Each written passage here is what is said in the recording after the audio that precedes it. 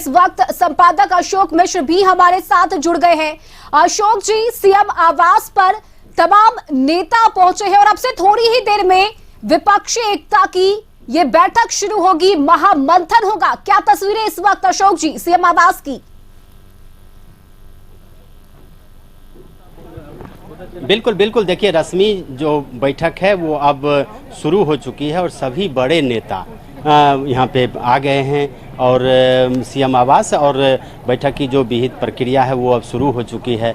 मुख्यमंत्री नीतीश कुमार ने मेज़बानी की है इस बैठक की और आपने देखा होगा कि कल से आज तक मुख्यमंत्री नीतीश कुमार हर नेताओं से जाकर के मिले हैं और वह वक्त अब आ चुका है कि माननीय मुख्यमंत्री के आवास यानी कि मुख्यमंत्री सरकारी आवास में ये बैठक शुरू हो चुकी है। कांग्रेस के राष्ट्रीय अध्यक्ष मल्लिकार्जुन खड़गे, राहुल गांधी, ममता बनर्जी, अरविंद केजरीवाल, भागवत सिंह मान समेत सभी बड़े नेता, शरद पवार समेत सभी बड़े नेता यहाँ पे पहुँच चुके हैं। बैठक शुरू हो चुकी है, लेकिन सबसे बड़ी बात है कि इस बैठक का जो मुख्य उद्देश्य था उस उद्देश्य की एक तरह से पूर्ति हो गई है कि सबसे पहला टास्क यही था कि बैठक कैसे होगा, क्यों होगा, कहां पे होगा, बैठक का नेतृत्व कौन करेंगे, इसका आयोजन कौन करेंगे। तो ये सारे सवालों का जवाब अब मिल चुका है। अब ये कह लीजिए कि बैठक जब शुरू हो चुकी है, स्वाभाविक है उसमें सिर्फ और सिर्फ एक एजेंडा, सबसे पहला एजेंडा है कि किस तरीके से विपक्षी एकता बने और 2024 में बीजेपी को शिकस्त दिया जा सके। दूसरा एजेंडा है कि इस बैठक के बाद आगे जो विपक्षी दलों की बैठक होगी उसको कौन लीड करेगा, उसका कन्वेनर कौन होगा, उसका संयोजक कौन होगा, कौन वह बैठक आहूत करेंगे ताकि यह बैठक निरंतर चलता रहे और विपक्षी एकता की जो मुहिम है वो मजबूत होती रहे। तो ये दूसरा सवाल है। और तीसरा है कि आखिर विपक्ष किस मुद्दे को लेकर के जनता के पास जाएगा। तो ये भी, इस पर भी आज बातचीत होगी कि किन किन मुद्दों को लेकर के जनता के बीच जाना है। फिर बैठक में ये भी तय होगा कि अब अगली बैठक कहाँ होगी। फिर उसके बाद फिर बैठक में ये तय होगा कि जो विपक्षी नेताओं के देश दौरे का कार्यक्रम है वह उसका स्वरूप क्या होगा, कौन कौन नेता देश दौरे पर जाएंगे, किन कौन नेता का कार्यक्रम कब कब किन राज्यों में होगा। तो ये सारे कई सवाल हैं जिन सवालों पर आज मंथन होगा और यही वजह है कि लगभग 5 घंटे तक लोग मंथन करेंगे। उसके बाद जो इस मंथन से, यूँ कह लीजिए कि इस राजनीतिक मंथन से जो सूत्र निकल करके आएंगे, इस राजनीतिक मंथन से जो निर्णय निकल करके आएंगे, उस निर्णय पर अब आगे फिर विपक्षी दलों के नेता काम करेंगे। तो ये बैठक अब शुरू हो चुकी है। सभी बड़े नेता, हेमंत सोरेन भी पहुंच गए, झारखंड के मुख्यमंत्री, जो सबसे बाद में आए हैं, लेकिन इसके अलावा अधिकांश नेता पहले ही आ चुके थे। कुछ नेता कल आ चुके थे और जो बचे थे वो आज आ चुके हैं। तो अधिकांश नेता आ चुके थे, हेमंत सोरेन भी आ गए हैं और बैठक की प्रक्रिया शुरू हो गई है। रश्मि। बिल्कुल अशोक जी, और इस महामंथन पर नजर बनी रहेगी। जब साझा प्रेस कॉन्फ्रेंस किया जाएगा तो उस दौरान क्या कुछ कहा जाता है ये देखना महत्वपूर्ण होगा। लेकिन इस वक्त बैठक तो शुरू हो गई है, लेकिन इस बैठक को लेकर बीजेपी हमलावर है। बीजेपी का कहना है कि इस बैठक से कोई फायदा नहीं है। पहले भी बैठक हुई थी, हमने देखा 14 में बैठक हुई, लेकिन कुछ निकल कर सामने नहीं आया। तो इस बैठक को लेकर टारगेट किया जा रहा है महागठबंधन को। स्वाभाविक है, बीजेपी केंद्र की सत्ता में है।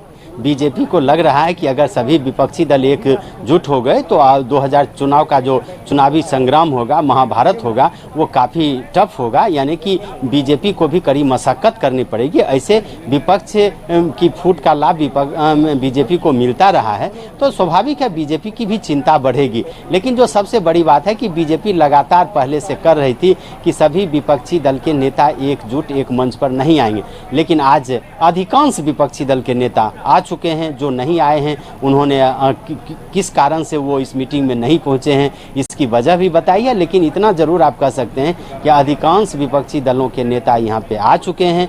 अब सवाल बीजेपी के द्वारा पूछा जा रहा है कि आगामी चुनाव का दुल्हा कौन होगा, यानी कि प्रधानमंत्री पद का उम्मीदवार कौन होगा। इसका भी जवाब आने वाले समय में विपक्षी दलों के नेता देंगे। लेकिन फिलहाल ये कह सकते हैं कि ये सबसे बड़ी बात ये है कि विपक्षी दलों की ये महत्वपूर्ण बैठक है और इस बैठक को लेकर के जो नेता यहाँ पे मौजूद हैं वो कहीं न कहीं अपने राज्यों की समस्या, फिर बीजेपी को किस तरह से शिकस्त देनी है, इस बारे में पूरी तरह से चिंतन मनन करेंगे। विपक्षी एकजुटता के साथ साथ अपने वोट वोट बैंक को किस तरह से मजबूती प्रदान करना है, इन सारी बातों पर वो मनन करेंगे। सभी राजनीतिक दलों का क्या अपने राज्यों में क्या सीन है, क्या दृश्य है, उन सब पर भी चर्चा होगी।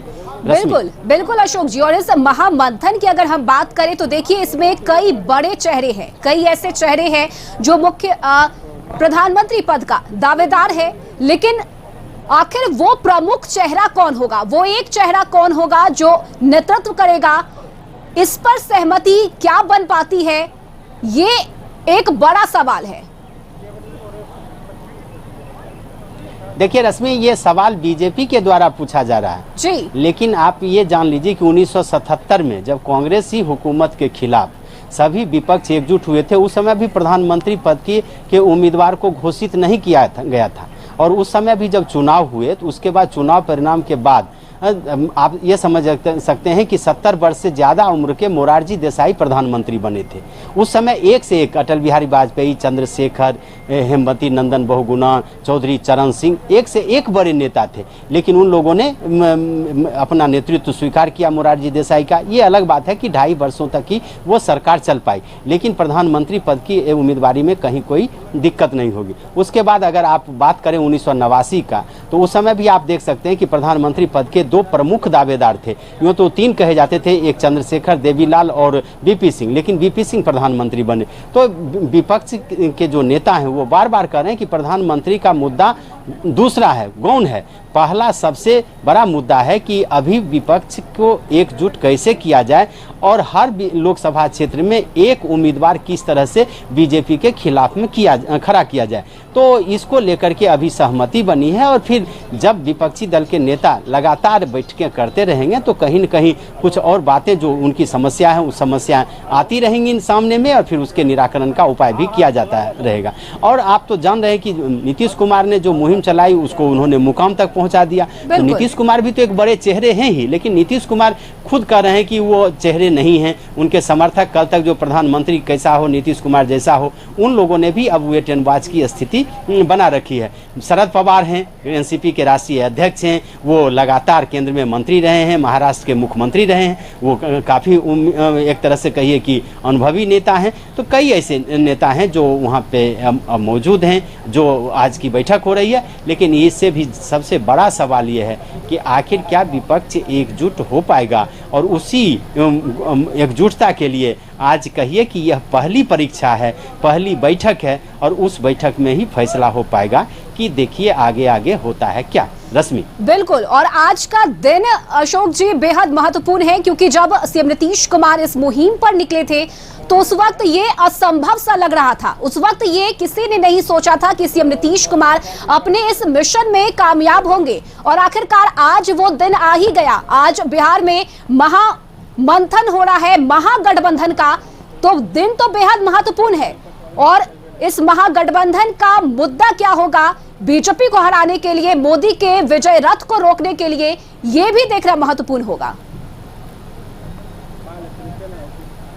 बिल्कुल देखिए, मैं तो पहले से ही कह रहा हूं कि आखिर बीजेपी को कैसे शिकस्त दी जाए, इस पर गंभीर चिंतन होगा। कौन कौन से मुद्दे होंगे जिसको लेकर के जनता के बीच जाया जाएगा, और कौन कौन बीजेपी को हराने के लिए क्या क्या रणनीति बनेगी, इन सारी बातों पर चर्चा होगी। और ये इसका मूल उद्देश्य यही है कि 2024 में जो चुनावी महाभारत होना है, वो महाभारत में विपक्ष को कामयाबी मिले और वो केंद्र की सत्ता से बीजेपी को बेदखल करे। जी बिल्कुल अशोक जी, और लगातार अगर हम महागठबंधन की बात करें तो महंगाई, बेरोजगारी, ये ऐसे मुद्दे हैं जिसे लगातार महागठबंधन उठाता रहा है और बीजेपी पर हमले किए जाते रहे हैं। तो ये तो एक मुद्दा है ही, इसके अलावा अन्य मुद्दे कौन होंगे, क्या लग रहा है? देखिए, विपक्ष की जो एकजुटता है, विपक्ष जो एकजुट हुआ है, उसमें सबसे पहला मुद्दा है कि विपक्ष का आरोप है कि भारत में संविधान खतरे में है। विपक्ष बीजेपी पर यह आरोप लगा रही है कि वर्तमान केंद्र की सरकार लोगों की जो आवाज है उसको दबाना चाहती है। विपक्ष का यह आरोप रहा है कि केंद्र की सरकार जो है विपक्षी दल के नेताओं को गलत तरीके से फंसा रही है। तो इस तरह के जो मुद्दे हैं ये मुद्दे भी रहेंगे। और सबसे पहले आपने सुना होगा नीतीश कुमार का भी बयान कि सबसे पहले संविधान की रक्षा करना सबसे पहला दायित्व है। तो अब कई मुद्दे हैं, महंगाई है, बेरोजगारी है, धर्मनिरपेक्षता है, सामाजिक सद्भाव है, बहुत सारे ढेर सारे मुद्दे हैं। लेकिन इन सब मुद्दों के पीछे की जो एक रणनीति है वो रणनीति है विपक्षी एकता, और इसी पर सभी विपक्षी दल के नेता एकजुट दिख रहे हैं। रश्मि। बिल्कुल अशोक जी, और लगातार महागठबंधन की तरफ से यह भी कहा जा रहा है कि बीजेपी नफरत फैलाने का काम कर रही है, देश को तोड़ने का काम कर रही है। लेकिन अब वक्त आ गया है कि देश को जोड़ा जाए, देश के हित में सोचा जाए, और इसीलिए महागठबंधन का साथ आना जरूरी है। और अगर महागठबंधन साथ आया तो देश को बचाया जा सकता है। बिल्कुल, देखिए इसीलिए तो विपक्षी दलों के नेता एकजुट हुए हैं। हम बार बार कह रहे हैं कि इस एकजुटता का ही परिणाम यह है कि अब विपक्षी दल के नेताओं में ये ताकत आई है, ये भरोसा हुआ है कि आगे आने वाले चुनाव में वो बीजेपी को शिकस्त दे सकेंगे। और आपने राहुल गांधी को सुना, मल्लिकार्जुन खड़गे को सुना, ममता बनर्जी जब सीएम आवाज जा रही थी तो उनको सुना आपने। तो सबसे बड़ी बात ये है कि अब महागठबंधन के नेता भी ये मानने लगे हैं और विपक्षी दल के नेता ये मानने लगे हैं कि कहीं न कहीं विपक्ष की एकजुटता रंग दिखाएगी और आगामी चुनाव में चुनावी फतह हासिल करने में विपक्ष कामयाब होगा। रश्मि। बिल्कुल अशोक जी, लेकिन आज के दिन को अगर हम देखें तो जब पहली बार सीएम नीतीश कुमार ने विपक्षी एकता की बात कही थी, इस मुहिम की शुरुआत की थी, उस वक्त किसी ने नहीं सोचा था कि ये दिन देखने को मिलेगा और तमाम विपक्ष के नेता एक साथ आएंगे। तो ऐतिहासिक दिन भी है आज का। बिल्कुल, देखिए हम बार बार कह रहे हैं कि बिहार परिवर्तन की धरती रही है और बिहार ने कई परिवर्तन आंदोलन का नेतृत्व किया है। तो वैसी परिस्थिति में ये जो परिवर्तन जो लोग विपक्षी दल के नेता दावा कर रहे हैं उस परिवर्तन को भी हम एक तरह से कहिए कि साक्षी, उस परिवर्तन का साक्षी बिहार बन रहा है। देखना है कि यह परिवर्तन का साक्षी जो बिहार बन रहा है उसमें कितनी सफलता मिलती है। लेकिन इतना जरूर कह सकते हैं कि पाटलिपुत्र की धरती पर बिहार देश के सभी विपक्षी दलों के बड़े नेताओं का आगमन यह साफ तौर पर इंगित करता है कि नीतीश कुमार ने जो मिशन चलाया था वो अपने मिशन में कामयाब रहे। जी बिल्कुल, और आज के बैठक में क्या सार निकलता है, वो मुद्दे क्या होते हैं महागठबंधन के विजय रथ को रोकने के लिए, मोदी के विजय रथ को रोकने के लिए, ये देखना होगा और ये महत्वपूर्ण होगा देखना, क्योंकि लगातार महागठबंधन बीजेपी पर आरोप लगाता रहा है कि बीजेपी सरकार सिर्फ और सिर्फ कुछ ऐसे चुनिंदा लोगों हैं जिनके हित में काम करती है, और जो गरीब है वो गरीब होते जा रहे हैं और जो अमीर है वो अमीर होता जा रहा है। तो ये कई ऐसे आरोप है जो महागठबंधन के नेताओं की तरफ से लगाया जा रहा है। लेकिन आज इस बैठक में कई ऐसे चेहरे हैं जो एक साथ एकजुट हुए हैं। देखिए बिल्कुल, ये पहली बैठक है और इस बैठक में सबसे बड़ा महत्वपूर्ण है कि आम सहमति कैसे बने विपक्षी नेताओं में, और आम सहमति का स्वरूप क्या हो, कौन इसका लीडरशिप हो, कौन इसका नेतृत्व करे, जो 2024 तक सभी विपक्षी दल के नेताओं को एकजुट करके रख सके। फिर उसमें जो चुनावी घोषणा पत्र होगा, एजेंडे होंगे, जनता के मुद्दे होंगे, उनको शामिल किया जाएगा। लेकिन आज की जो बैठक है रश्मि, वो सिर्फ और सिर्फ यह कह सकते हैं कि विपक्षी एकता किस तरह से मजबूत हो, इसका स्वरूप क्या हो, इसका नेतृत्व कौन करे, इसके लिए किन किन नेताओं को क्या क्या जिम्मेदारी दी जाए, इस सारी बातों पर चर्चा होगी। और उसके बाद जब संयुक्त प्रेस कॉन्फ्रेंस होगा तो बहुत सारी बातें खुल करके आ जाएगी। हालांकि मीटिंग में हो सकता है कि कई मुद्दों पर एक दूसरे दल के नेताओं में मतभेद भी हो, लेकिन अंततः जब मीटिंग खत्म होगी तो उस मीटिंग का क्या निष्कर्ष निकला, इस राजनीतिक मंथन से क्या फायदे होंगे, इस राजनीतिक मंथन का आगामी चुनाव पर क्या असर पड़ेगा, इन सारी बातों की जानकारी मिल पाएगी। रश्मि। बिल्कुल अशोक जी, तो आज का ये दिन काफी महत्वपूर्ण है। महागठबंधन एक साथ एकजुट हुआ है और कई ऐसे विपक्ष के चेहरे हैं जिनमें पहले भी मतभेद रहा है, लेकिन आज सभी मतभेद को भूलकर सिर्फ और सिर्फ 24 को टारगेट में रखते हुए मंथन की जाएगी, मुद्दे तय किए जाएंगे, रणनीति सेट की जाएगी और जिम्मेदारी भी दी जाएगी। तो महत्वपूर्ण ये बैठक और नजर बनी रहेगी इस बैठक पर अशोक जी। बिल्कुल बिल्कुल, और हम भी नज़र बनाए हुए हैं। ये हम अपने दर्शकों को पल पल की जानकारी दे रहे हैं। कल से ही नेताओं के आगमन से लेकर के मुख्यमंत्री नीतीश कुमार ने जिन नेताओं से मुलाकात की है, कौन कौन नेता पहुंचे हैं, राहुल गांधी पहुंचे, मल्लिकार्जुन खड़गे पहुंचे, क्या क्या कहा, तो पल पल की रिपोर्ट हमने अपने दर्शकों को दिखाई है। और हम भरोसा दिलाते हैं कि जो भी कुछ महत्वपूर्ण जानकारी होगी वो हम अपने दर्शकों को जरूर देंगे। फिलहाल हमें भी इंतजार है कि इन विपक्षी दल के नेताओं की बैठक में क्या निकलकर निष्कर्ष आता है। बिल्कुल अशोक जी, और इस बैठक की अगर हम बात करें तो काफी लंबे समय तक ये बैठक चलेगी, जिसके बाद साझा प्रेस कॉन्फ्रेंस होगा। लेकिन देखिए अशोक जी, जब राहुल गांधी सदाकत आश्रम पहुंचे तो उन्होंने अपने संबोधन में, अपनी बातों में उन्होंने एक बात का जिक्र किया कि बिहार एक ऐसी धरती है जहां से पूरे देश की राजनीति पर असर पड़ता है और इसीलिए बिहार की धरती से ही इस बदलाव की शुरुआत हो रही है। ये कहा राहुल गांधी ने आज। चढ़ा दिया हाँ बिल्कुल, देखिए सबसे बड़ी बात यही है कि जो ये बैठक है, उस बैठक में जो महत्वपूर्ण निर्णय होने हैं, उस महत्वपूर्ण निर्णय पर सबकी निगाहें टिकी हुई हैं। और राहुल गांधी और मल्लिकार्जुन खड़गे ने सदाकत आश्रम में अपने संबोधन में सब स्थिति स्पष्ट कर दी। उन्होंने साफ तौर पर कह दिया है कि वो विपक्षी एकजुटता के हिमायती हैं और कांग्रेस का डीएनए बिहार में है, यानी कि बिहार से ही कांग्रेस की राजनीतिक यात्रा को मजबूती मिली थी। यानी कि महात्मा गांधी का जो स्वतंत्रता आंदोलन था, आज़ादी की लड़ाई थी, उसको मुकाम तक पहुंचाने में कांग्रेस की भी अहम भूमिका रही है।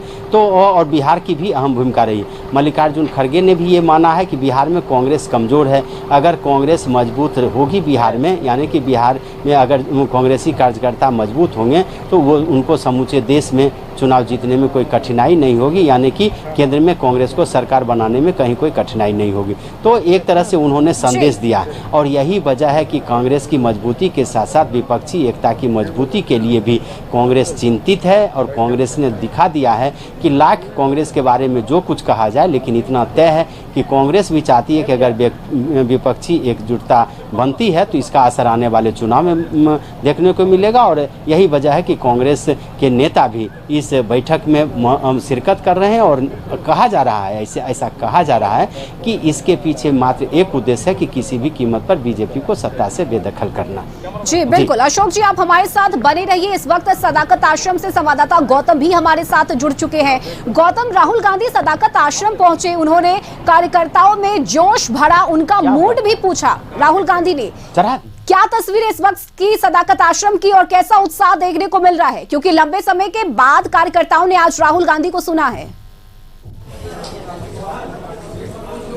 देखिए, बहुत ही लंबे समय के बाद ही ये कहा जा सकता है कि राहुल गांधी उनके बीच में पहुंचे। और देखिए, सुबह से ही जो तैयारियों का जो दौर था वो अपने में बता रहा था किस तरह से बड़े पैमाने पर कांग्रेस के नेता यहां पर पहुंचेंगे। देखिए, जो पूरा जो 7,000 स्क्वायर फीट का जो पीछे पंडाल बनाया गया था, पहली बार उस तरह की व्यवस्था यहाँ पे की गई कि लोग जो है उनके भाषण को सुने। मगर राहुल गांधी ने सबसे पहले आते के साथ ही जो पूछा कि आपका मूड कैसा है, बिहार में जो डीएनए है कांग्रेस का बसता है, या जो कहा जा सकता है कि बिहार में जो एक पहचान कांग्रेस को दी है, उन तमाम चीजों पर कहा। और साथ ही साथ ये भी कहा कि किस तरह से आने वाले समय में जो भी बातें हो उनको, छोटी मोटी बातों को भुलाकर किस तरह से आने वाले 24 के चुनाव में आपको मजबूती से जाना है। इन तमाम चीजों को लेकर एक मंत्र राहुल गांधी देकर गए हैं। राष्ट्रीय अध्यक्ष मल्लिकार्जुन खड़गे देके गए। हमारे साथ कांग्रेस के प्रवक्ता ज्ञान रंजन जी। ज्ञान जी, एक बड़ी बात राहुल गांधी और बड़ी जिम्मेवारी आप लोग पर देके गए कि तमाम चीजों को भूले, कोई मतभेद हो तो उसे दरकिनार करें और 24 का जो काम होगा वो देश हित में काम होगा। उन बिल्कुल, हमारे जो नेता राहुल गांधी जी आज जो संबोधन में कहा,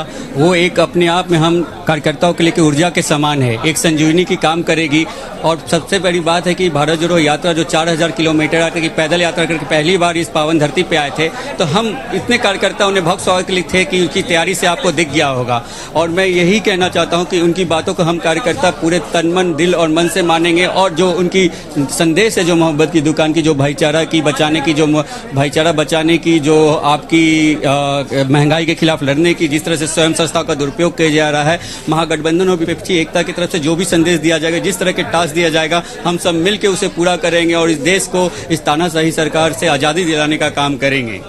एक बात उन्होंने कहा कि आपसी मतभेद को छोड़कर जो है काम करना, क्योंकि ये बात लगता है कि दिल्ली तक पहुंच गई कि आपसी कुछ मतभेद से कुछ कारण रहे जिस कारण से रिजल्ट जो खराब हो रहा है बिहार का, या जो कांग्रेस का परफॉर्मेंस है बिहार में वो कमजोर रहा है। देखिए, आपसी मतभेद का उनका कहने का सीधा सीधा एक मतलब था कि हम बहुत सारे पार्टियों के साथ चल रहे हैं। कुछ कुछ पार्टियों का जो रीजनल लेवल पे होते हैं, रीजनल लेवल पे जो पार्टियां होती हैं इनकी कुछ विचारधारा अलग होती है, कुछ मांगे होती है, तो उस विचारधारा को अभी देश हित में साइड में रख के काम करने की बात कही गई है। जैसे ही इस बात को मतलब मैसेज ये था कि सारे महागठबंधन घटक दलों को लेके वो काम करना है और काम करके ही हमें ये सुनिश्चित करना है कि किसी तरह से 2024 में मोदी सरकार की विदाई कर दी जाए।